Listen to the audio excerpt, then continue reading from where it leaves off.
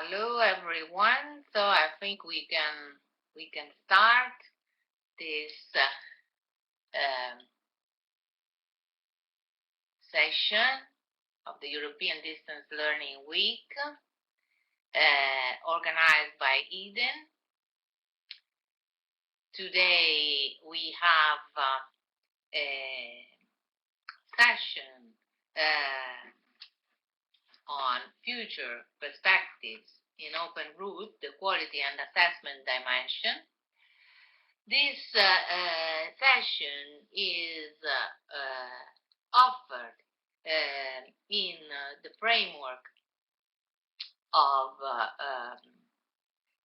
the Eden NAP network of academics and professionals that I hope you all know, but that if you don't, you will join very, very soon. Within the network of academics and professionals which I chair, we try to use social media channels to improve interaction of professionals. We support professional development. We offer different kinds of webinars on themes of shared interest, and we try to listen to members' ideas, and we try to support new groups, new research networks. But this was just to introduce our session today, and to tell you that besides me, I told you, I chair the network for academics and professional steering committee. I come from the University Roma 3, and so from Italy. Here you have the list of speakers today. First of all, Ebba Ossianisson, Eden Executive Committee member, Eden Sig&Tell Group Chair, Eden Fellow, ICD OER Advocacy Committee Chair, and ICD Ambassador for the Global Advocacy of OER. Ulf Daniel Ehlers from the Baden-Württemberg Cooperative State University, as well Eden Executive Committee member and Eden Fellow. Dr. Don Olcott, Jr., Global Consultant, Eden NAP SC member. In fact, Don is a very active member in the steering committee from the NAP, Eden Council of Fellows Vice Chair. Francesca Menduni, PhD student, University of Roma 3, Eden NAP member, and at the moment developing a period as a PhD visiting scholar at Princeton ETS. So she's connecting from the US. I will just give you some brief instructions for this session. Each presenter, each speaker has about 9-10 minutes for each presentation. You can write down comments in the chat area and questions as well. Microphones will not be activated for participants, and the webinar will be, of course, recorded and accessible at the Eden website afterwards. I don't want to steal time to our speakers today, so I just leave you here some information regarding myself. So if you want to contact me, you have all the details here, and I leave the floor immediately to Ebba Ossianisson and her presentation on future perspective in open route. Thank you, Ebba, for being with us, and the floor is yours. Thank you.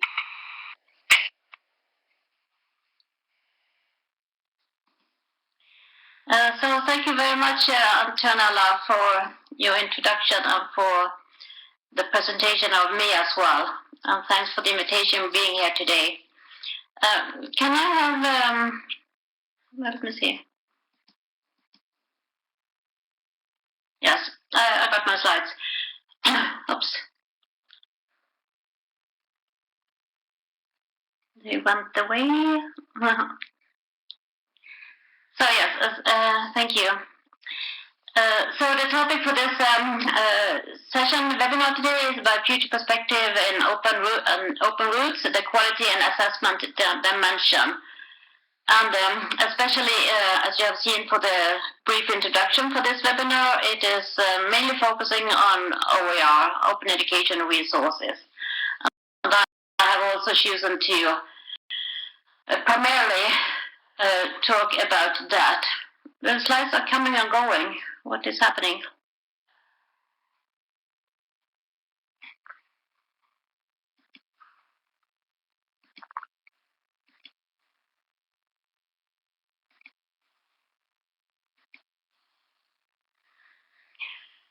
So yes, I'm a professor in innovation and open online learning, and as I'm especially talking about OER today, I will also say to you that I am leading the ICD OER Advocacy Committee, and the reason why I've chosen to talk about OER today is because we very soon will have the UNESCO, United Nations OER recommendations coming out.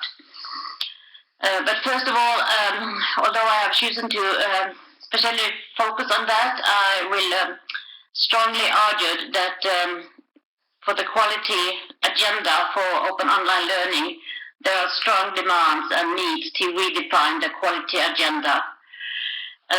Because there are so many things rapidly changing in our field, so we can't any longer talk about quality as we did just some years ago or even last year. So there's a huge needs and urgent activities and missions to redefine the quality agenda. In that way, to take more the learner's perspective, for example, to look more at impact on individual level, at institutional level, also for the impact education has for society, for citizenships, etc. And also such areas as satisfaction and engagement. So I have chosen to not speak so much about that today, as many of you have heard me talk about that also before, and that is really in my heart. So just saying that then I will continue with more focusing on OER. And first saying that I'm also sharing the Eden Special Interest Group on Technology-Enabled Learning, TEL, and Quality Enhancement, and of course OER is involved in that topic. And we have had this special interest group for some years by now. We are working both internally, but also to externally. Internally, I mean with the Eden and Eden members, and together with Eden NAP. And some webinars we are organizing together, as this one, for example. And also we will have 2 upcoming in the spring. We have a special page at the Eden web page where you can find more information. We are some 10 people in the core group. Ulf Daniel, who is here today as well. He is also in our core group, as well as Antonella as a member. So externally, we're also trying to have a voice with a quality agenda as such, where it is appropriate. For example, with OER recommendations is one of the issues.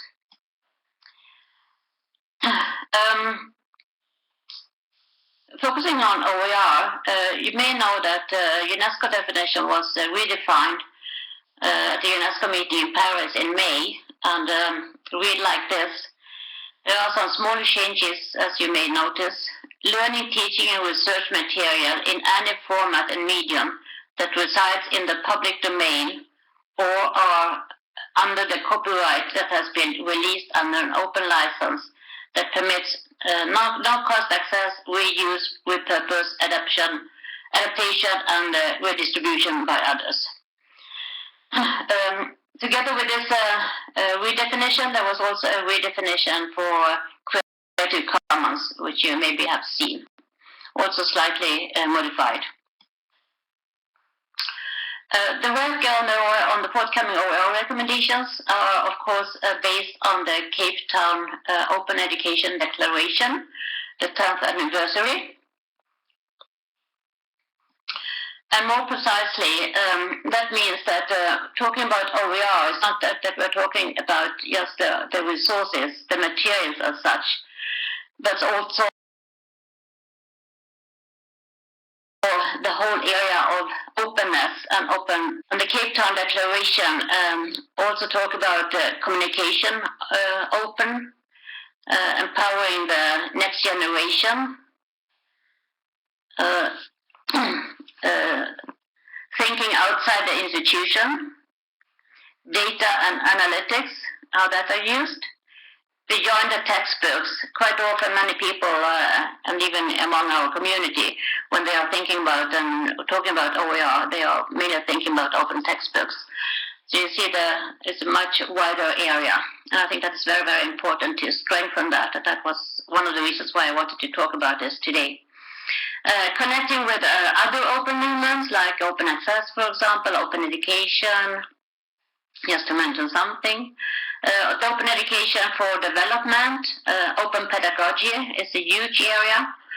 And if we really would like to take OER beyond the textbooks, there are strong needs to go for open pedagogy.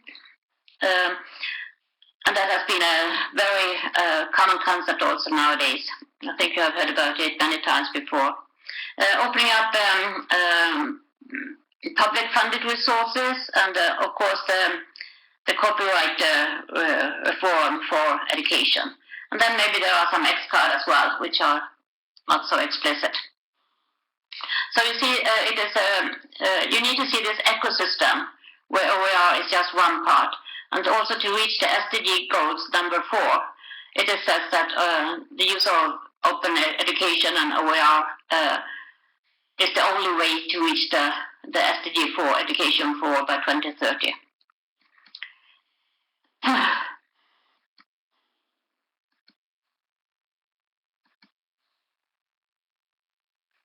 I don't know what's happened with the slides. Sorry for this. Yes. But do you mind if I turn the slide on because there's time is running, so I'll try to. Yeah, I will say just that for those recommendations, there are 5 main recommendations, and that is about build the capacity of stakeholders to find, reuse, create, and share OER, develop supportive policies, ensure inclusive and equitable access to quality OER, nature of the creation of sustainable models for OER, and facilitate international cooperation. So those are the 5 main recommendations which will be taken next week. So I will then just finalize about a report which was coming out 2 weeks ago, I think it was, from Commonwealth of Learning about guidelines for development of open educational resource policies for you who are working in this area. So with that, I will finalize for now. Thank you. Thank you so much, Heba, for your presentation. I really hope we will have time for discussing more about the input that you gave us with your presentation, especially on the hidden chat that we will have at 6 later. But let me pass the floor to Wu.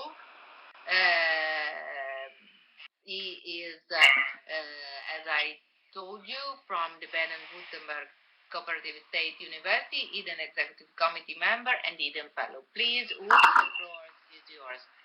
You as well, all of us have 9-10 minutes each. So, please. Hello, everybody. Good afternoon. I hope that you can hear me. Please let me know in the chat if that's not the case. I would like to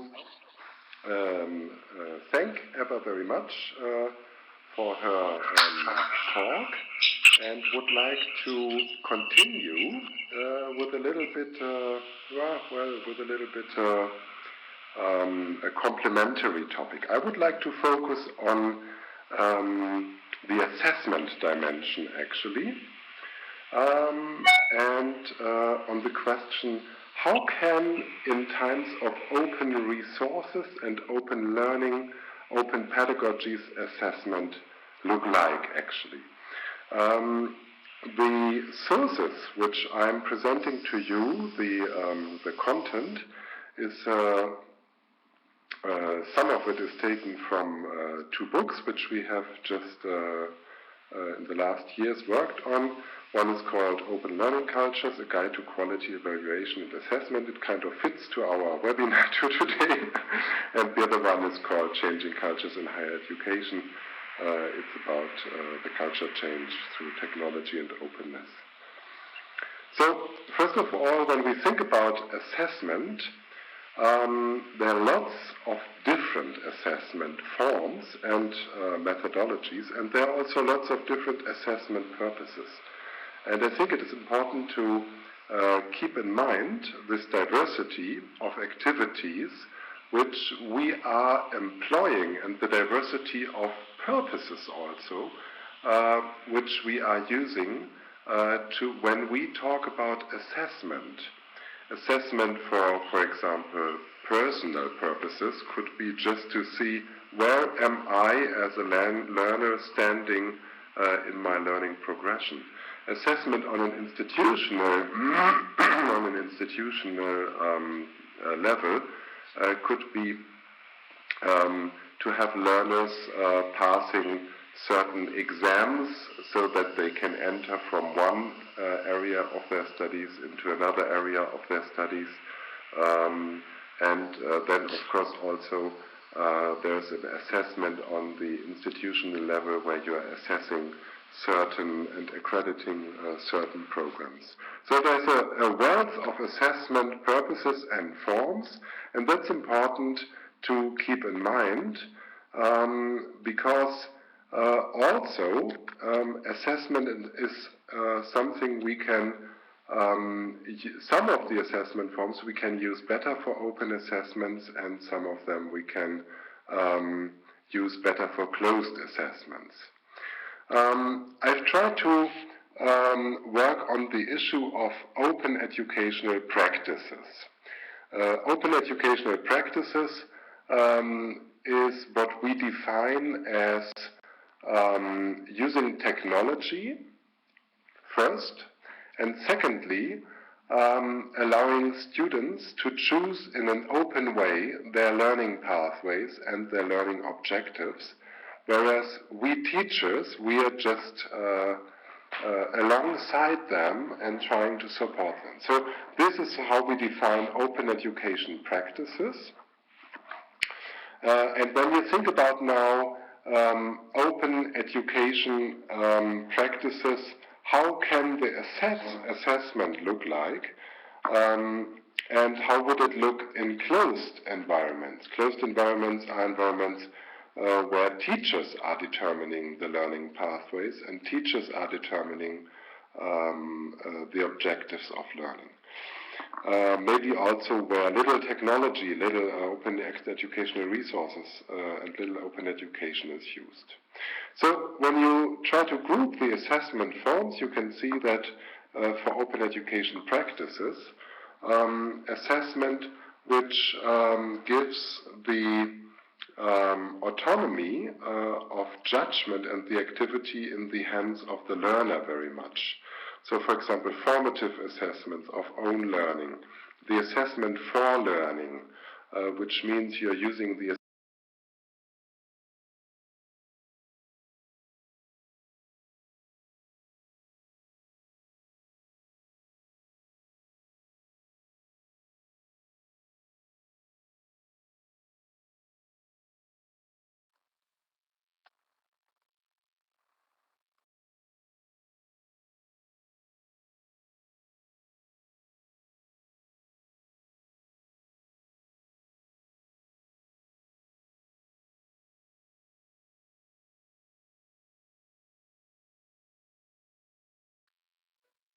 So I think there's a problem with the connection with Wolf.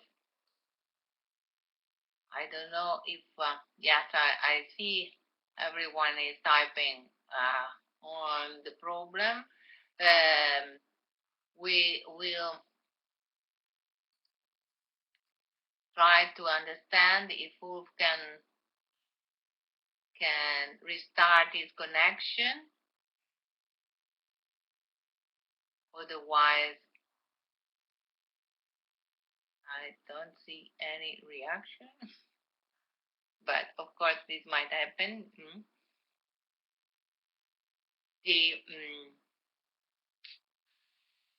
As you can see, all the presentations are focusing on the topic from different point of views, and this is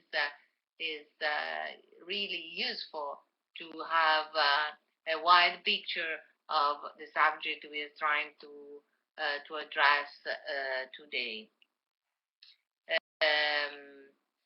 Yes, also the video is not working anymore. I don't know if it's trying to connect again. I think so. Now I see it. Yeah, I'm back. Okay, here you are. Thank you. Sorry about that. I'm just continuing. So this is just a list of different assessment activities, and you can see which ones are more suited for open and more suited for closed. And then when you think about what are we actually assessing when we are in open environments, you can see that these are also different objects and activities we are looking at. The focus is different, actually. The focus of open assessments in open environments is much more on the participation process, for example. Yeah, we are looking much more at how do actually learners interact, how do they participate in the learning, how do they maybe create artifacts. Okay, so we're looking at learner-created content. We are trying to understand the personal learning environment learners have been building around them. And the quality is often not assessed through teachers or through experts, through the lens of an external, let's say, elevated expert, but it is rather assessed through peers.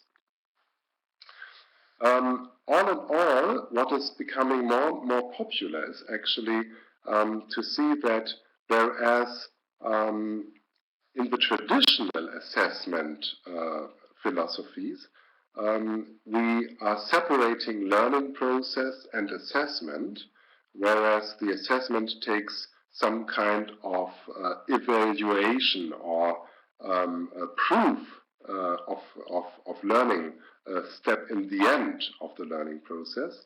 And whereas in open learning environments, the assessment is not automatically, but can be embedded actually in form of peer interactions and form of self-evaluation, formative assessments throughout the learning process as an embedded activity which is informing the autonomous learner about the learning progress.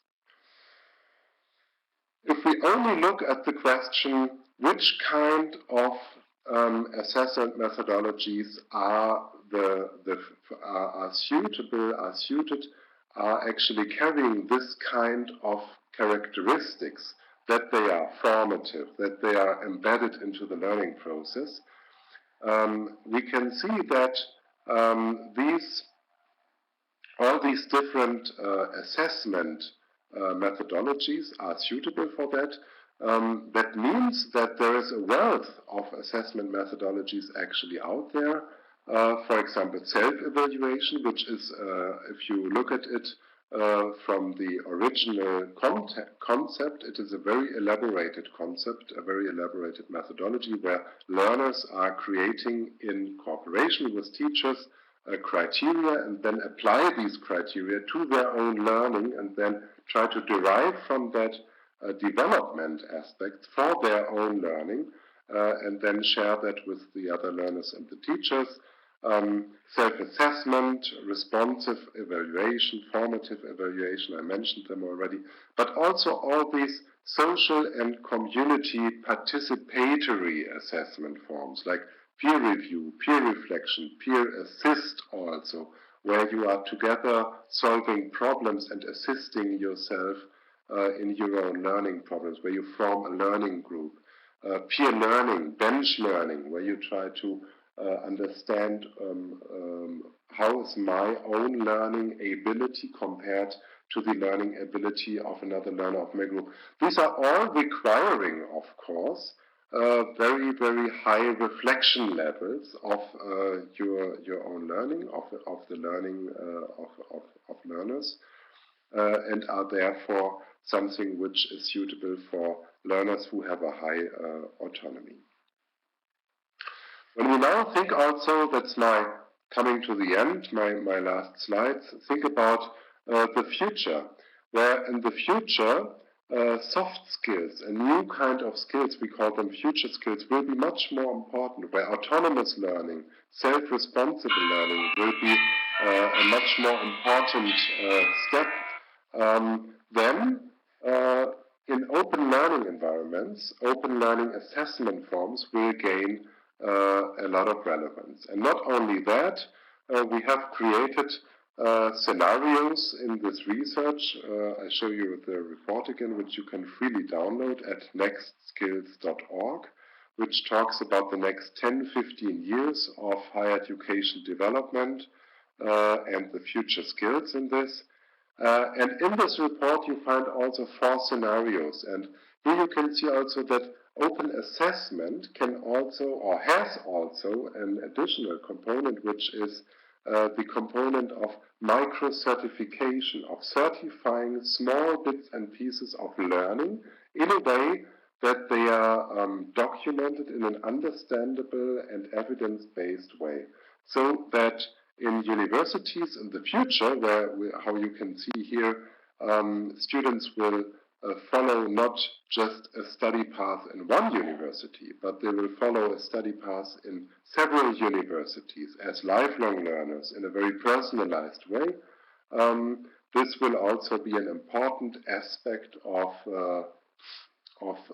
assessment, leading to small bits and pieces certification, so that an autonomous learning biography can be in a way generated and taken by the learner with themselves, so that it really forms part of their own learning biography. So that's from my side. Thank you very much, and I pass back to Antonella. Thank you, Ulf. Thank you. As I was saying while we had this break of connection, the different presentations today really fits one with the other in composing a wide picture of the focus we are carrying out. So thank you so much. I wrote down some notes, and I wish there would be the time to discuss some of the issues you proposed. But as I said, on the Eden chat, we will have time also to remind and to recall different instances that came out of our presentation. I don't want to steal time to the next speaker, and so I pass the floor to Don August, Global Consultant, Eden NAP SC member, Eden Council of Fellows Vice Chair. Thank you, Don, for being with us, and the floor is yours.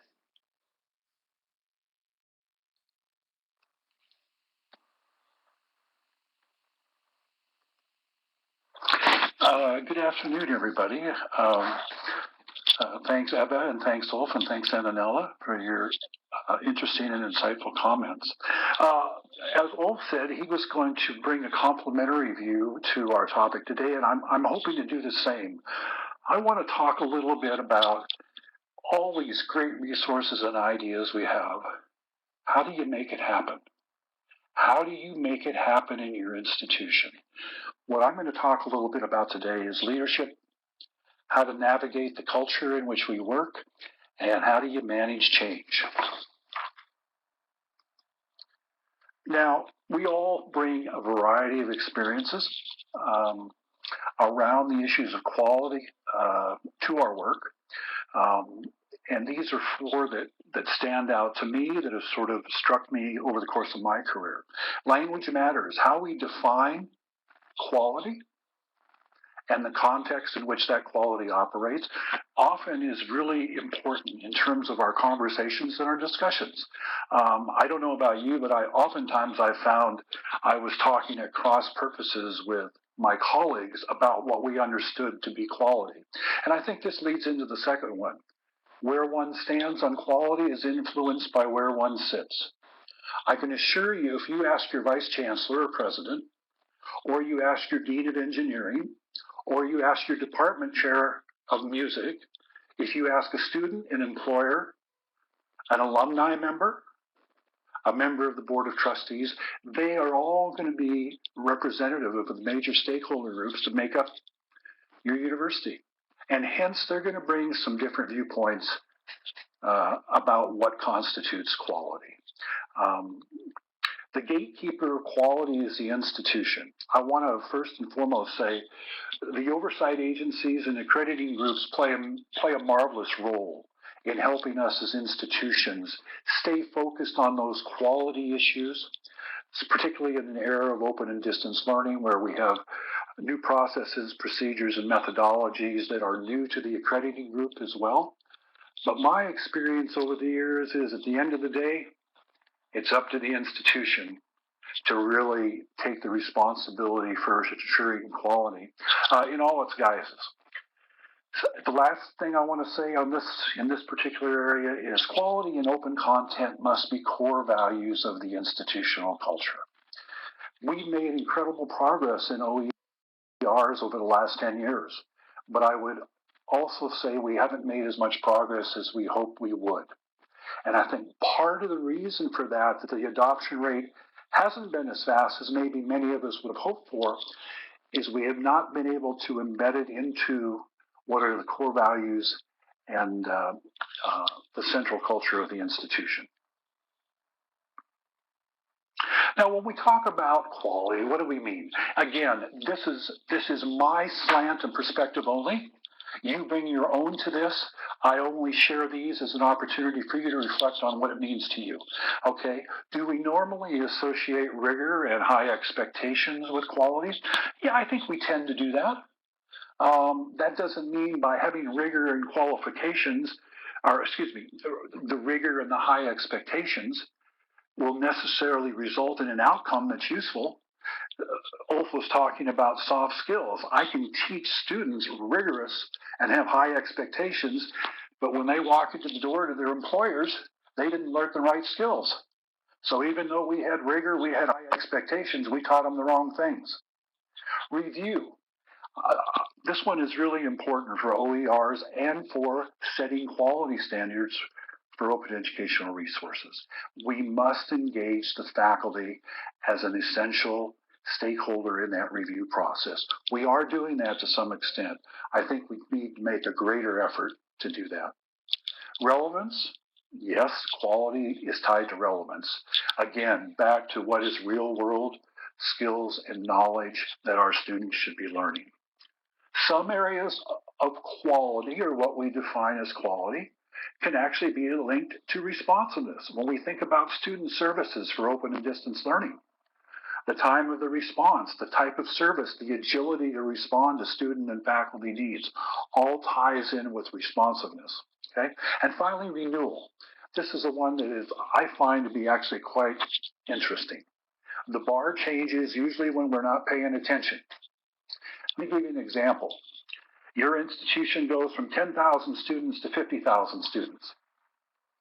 In that process, and not because of malice, that's a good thing. It creates access. It's the mantra of open education.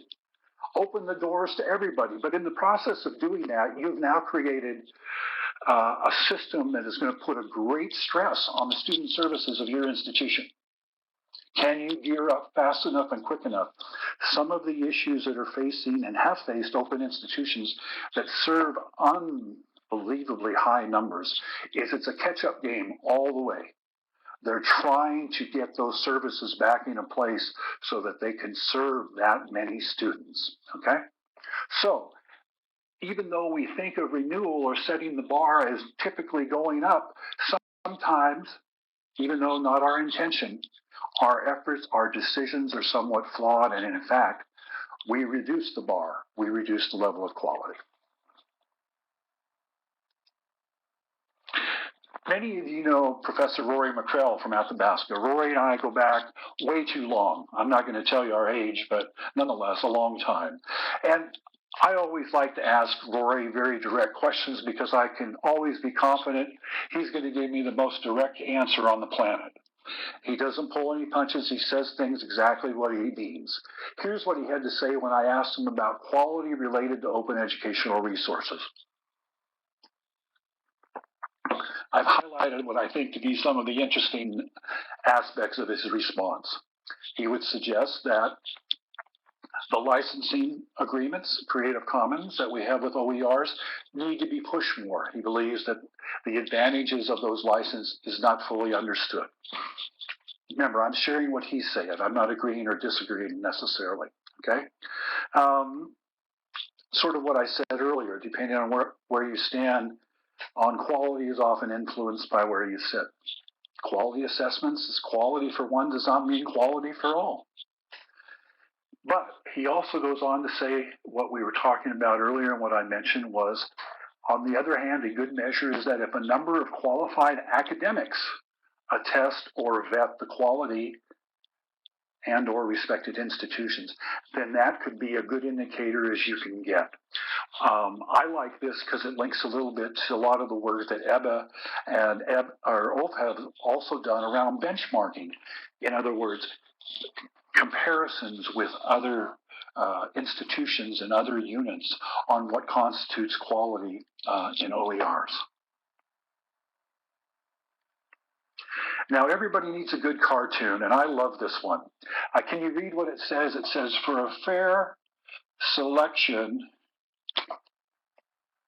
everyone's going to take the same exam. Please climb that tree. Okay? Now, a picture's worth 1,000 words. This is talking about students, and I remind myself and you that every time I teach, you know what this reminds me of? It reminds me that I cannot individualize instruction, teaching, and learning and assessment for every one of my students. I wish I could. I wish I was able to do that. But I don't have the time, the money, or the resources to support that kind of endeavor. You can take this picture, by the way, and it could be faculty, it could be any of your stakeholder groups, okay? Incidentally, a little humor goes a long ways too with the challenging work that we all have. So where are we in 2020? If you look back over the last 20 years, this is where I think we are. You may agree, you may disagree. Overall, in the last 20 years, I think the overall quality of online, face-to-face, and any other ODL instruction, video-based audio conferencing, has improved. I think our faculties play a greater role in the various aspects of online, just as they do with, and what we want them to do with open educational resources. And finally, I think one of the really interesting outcomes, though we do need more data to support this, is that distance teaching and face-to-face teaching now are mutually reinforcing. That means they inform and support each other. They make each other better. And I think that's pretty cool. I've had faculty members say to me, I'm a better classroom teacher today because of my expertise and my experience teaching at a distance. To sum up, and lastly, what kinds of things over the next 10 years, maybe at the institutional level, might come to the forefront? They may be there right now, and a couple of these are. One of the things, and an article I read recently I thought was very insightful, and it has to do with the the concept of our adjunct faculties becoming a quality indicator for the institution over the next decade. Institutions have moved to using more adjuncts, on an average at least 50%. In some sectors, as much as 80% of the teaching staff are adjunct faculty. The other feedback we have about it is our institutions don't necessarily have a good rewards, incentives, and treat these adjunct faculty very well. Will this become a quality indicator that institutions will have to pay more attention to? I don't know. The quality and scope of student services. This again goes back, particularly in instances where you have accelerated growth. Can you keep pace? Will that become even increasingly more important over the next decade? And I think tied into skills development, aligned with what Ulf had to say earlier, the number of student graduates is an imaginary key performance indicator. The real indicator is how many graduates you have that can get jobs.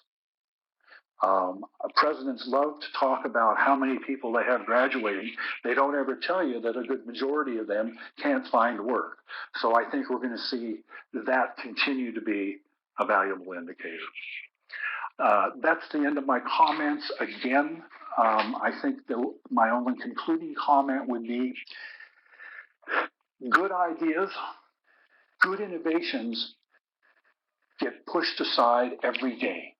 Not because they're not good innovations, not because they don't have great potential, but because we don't know how to introduce them, manage them, lead them, navigate them, and manage change with them within our organizations. I encourage you to spend as much time on that and that process as you move forward. Thank you very much. Thanks to you, Don. Again, very inspiring presentation. I have lots of notes here. I don't know if there will be the time to discuss, but anyway, we start and we collect ideas, as you said, as you prompted us to do, and we will keep on talking about that. Thank you so much. So now we have Francesca Amenduni, directly from ETS Princeton.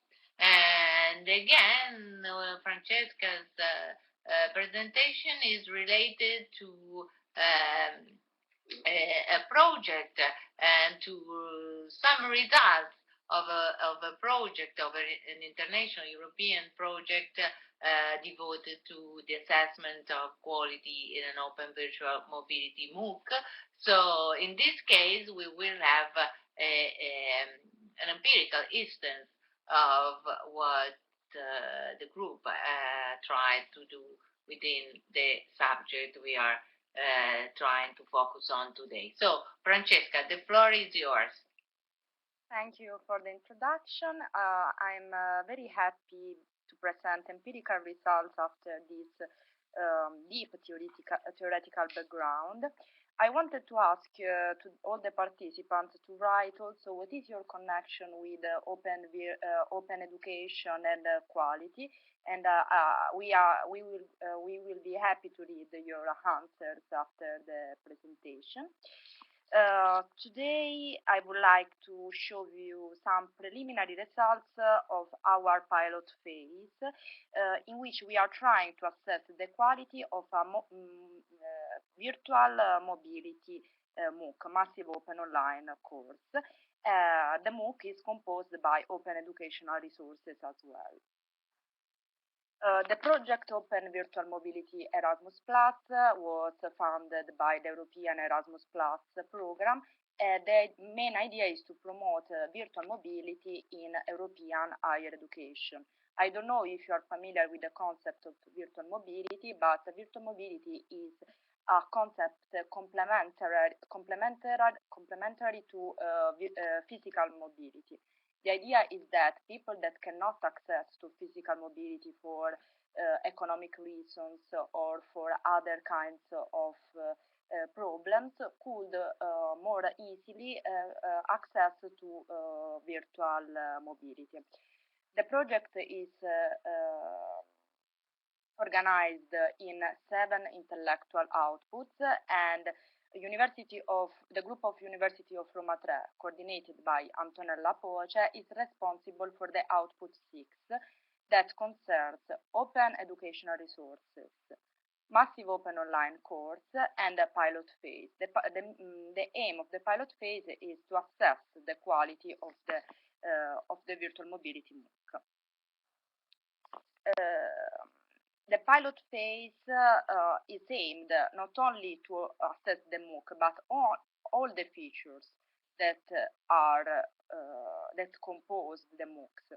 In particular, a matching tool and a group formation, e-assessment that are quizzes, e-portfolio and peer assessment, gamification and badges, and learning material and course structures organized in forms of open educational resources. The theoretical principles of our pilot phase are design-based research and the EDLW model proposed in the quality framework of the project in the output 7.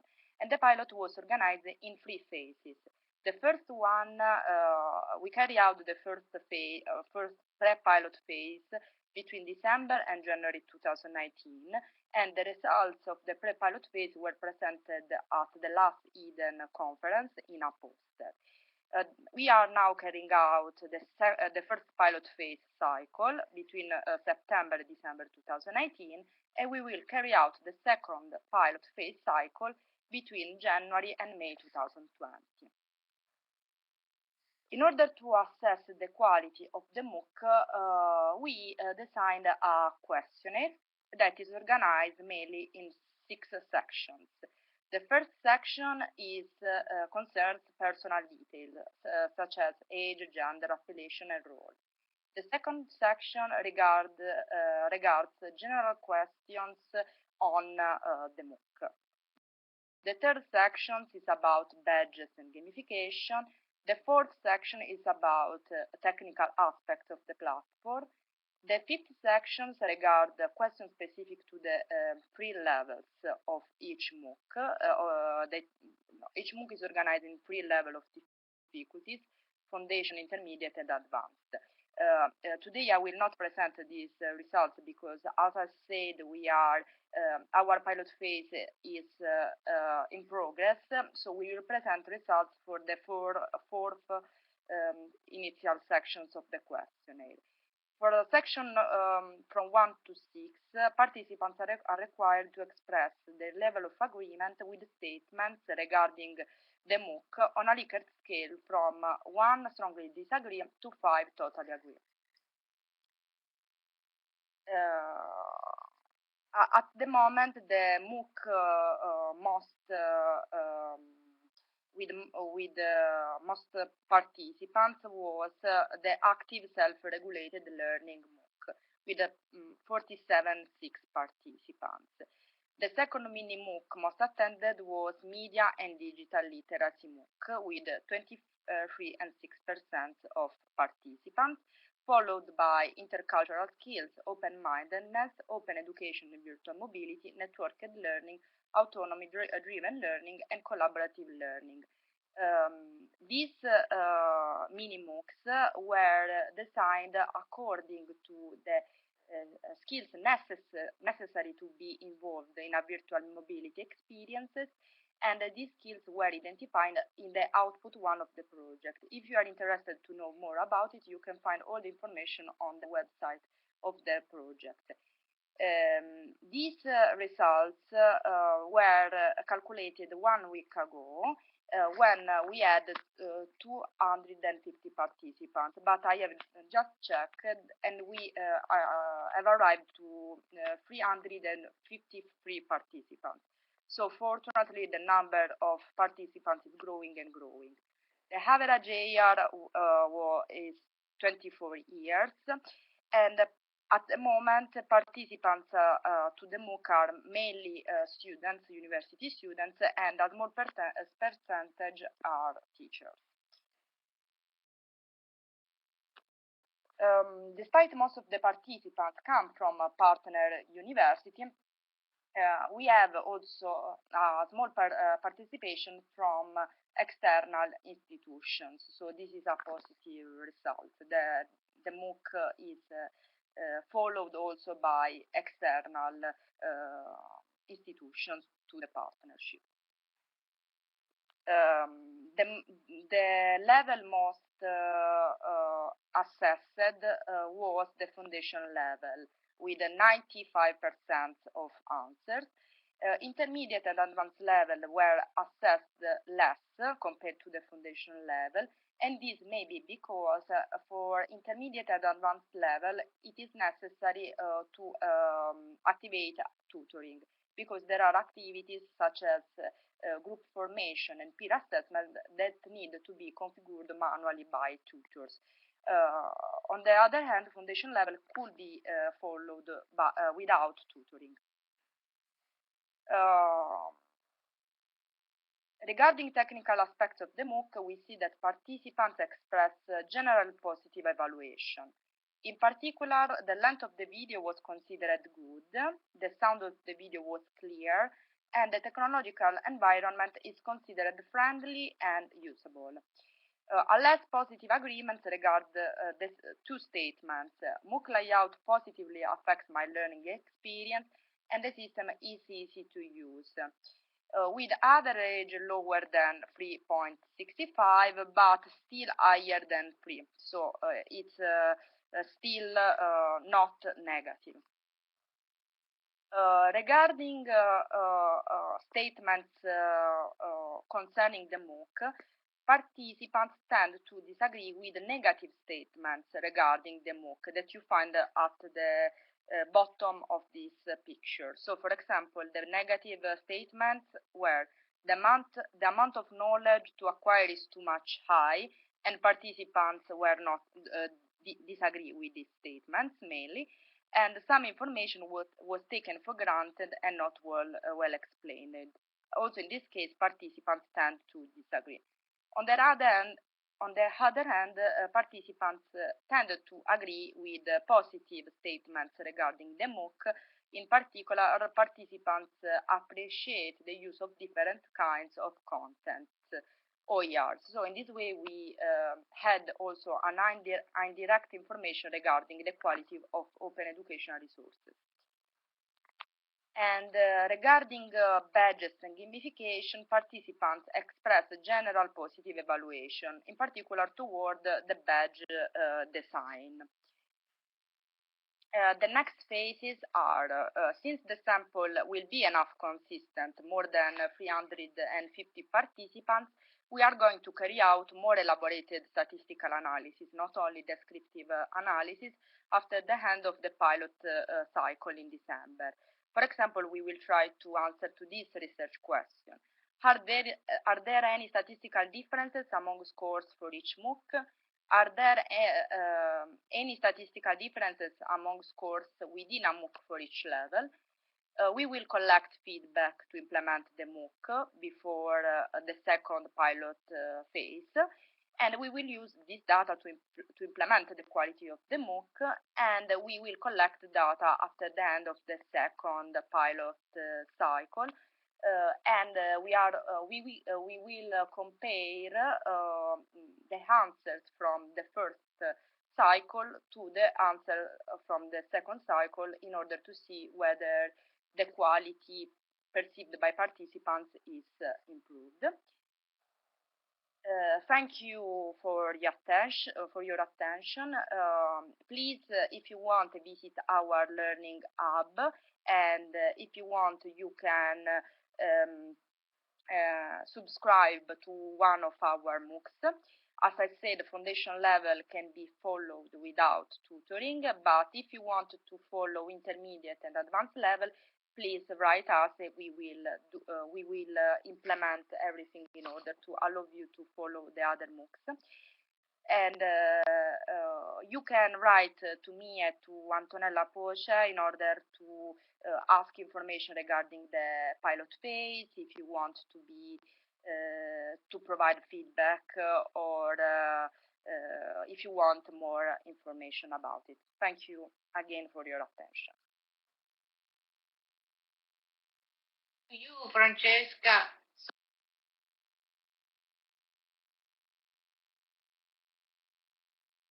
Yes? What? I didn't listen. Sorry. Now listen. Sorry, my mic was off.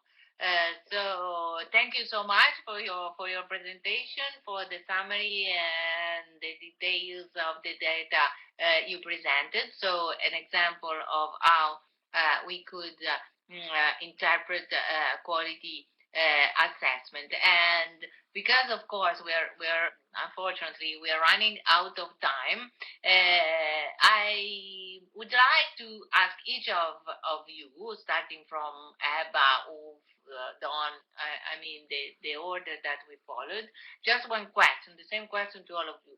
And I get the input from Don's presentation.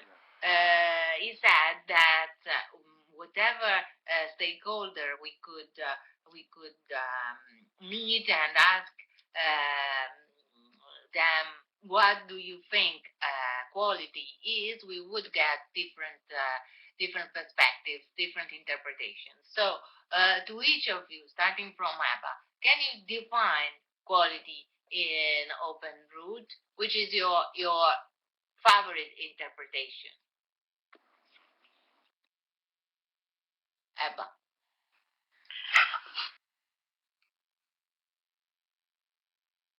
Well, the simple and easy to beholder.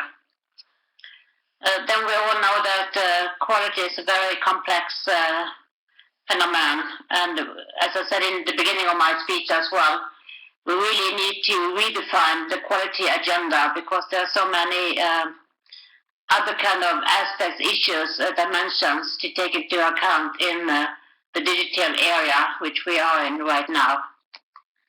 Like more about satisfaction, engagement, impact for all the stakeholders. I see. So this is the short answer. What about, the main concept. And what about you, Hal? Hello again. I think that research is, when we look at the papers published, then we can see that the locus of control of quality in open and personalized learning environment is shifting towards the individual learner very, very much. And that is interesting, and that is also a challenge, because in such cases we have less and less external objective standards. However, when learning is individualizing more and more, it is of course clear that the learner is much more in the driver's seat. And that is the challenge for institutions, to define open method of quality development and of assessment. And that is how my presentation is fitting in there, because it is challenging still today for institutions to adopt these kind of open assessment methodologies.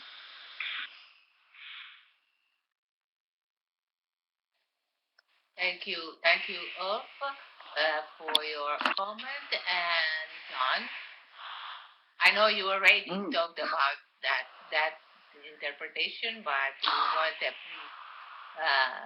final comment. I guess I'd make two comments, and I have to agree with Ebba. The best answer is not the one that says it depends, but the reality is that sometimes that is the answer. I guess what I would say is quality with a little q and quality with a large Q. And I think at the minimum, it's a minimum level of performance as defined by the creators of the knowledge and the users of the knowledge. Now that could be a skill, it could be a soft skill, a hard skill, it doesn't matter. But I think we're talking about some minimum level of performance. Now, people who promote competency-based education will tell you that too. But I think at the very minimum, it has to be something like that. Just a footnote to that. Do you know that in 40 years in this profession, I've never heard one person, not one person, say that the standard of face-to-face classroom instruction was a good measure of quality. And that's what open and distance learning has had to live up to for the last 40 years. We were placed at a disadvantage. I once had a president say to me, you have to make sure that the quality of teaching in distance mode is commensurate with what is going on in the regular classroom on our campus. And I said, Mr. President, if you knew what was going on in the regular classroom on our campus, you probably wouldn't say that. So I guess, once again, the culture in which you work and the norms of that culture play a great role in determining our flexibility in setting those standards. So I'll stop there. Done. Very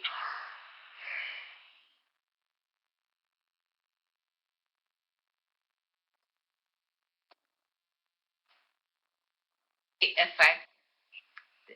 Sorry, that I had a problem with my mic again. I don't know why. But anyway, thank you, Don. It was very effective. Your comments were very effective.